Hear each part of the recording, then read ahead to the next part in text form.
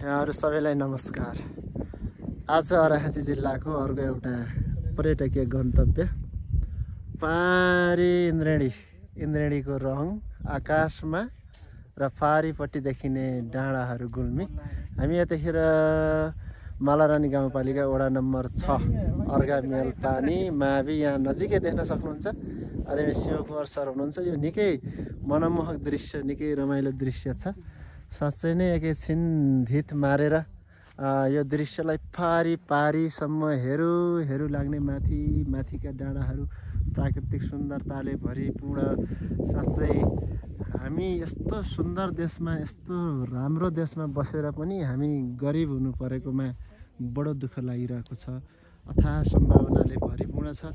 तर के गर्नु, पारीपट्टिको यो धुर्कोट गुल्मी अनि माथि कुहिरो लागेको त्यो रेसुङ्गाको डाँडो र शिव सर अरू यहाँका ठाउँहरू बताउँदै जानुहोस् तपाईँहरूले। हो वहाँ पारी देखिने कुन चाहिँ हो? कङ्के देउराली पुर्कोट मदाने गाउँपालिका हो। टावर देख्न सक्नुहुन्छ।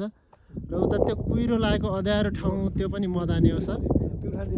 प्युठान जिल्ला। यहाँबाट सौतामारे पनि नजिकै पर्छ। र यता यो दायाँ साइडमा चाहिँ गुल्मीको धुर्कोट गाउँपालिकाको हाडहाडे वडा नम्बर 3 हाडहाडे पर्छ। यो सल्लेरी बडो आनन्दको चाहिँ अनुभूति हुन्छ। यहाँहरू सबै एकपटक चाहिँ यो भेट्नै पर्ने, यो आउनै पर्ने ठाउँ हो। वास्तवमा हामी निकै धनी छौँ प्राकृतिक स्रोत र साधनमा। तर हाम्रो धनी हुँदै पनि हामीहरू चाहिँ किन गरिब हुनु परेको छ? यो चाहिँ निकै माथि नीति निर्माण तहमा बस्ने मान्छेहरूले र विकास गर्छु भनेर गाउँबाट चाहिँ चुनाव जितेर गएका ती सांसदहरूको विचार, यो विकास र यहाँको समृद्धिको लागि किन पलाउन सकेको छैन?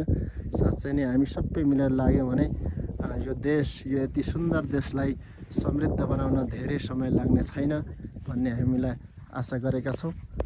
यहाँहरूलाई यस्ता रमणीय ठाउँहरू म समय समयमा देखाउँदै जानेछु।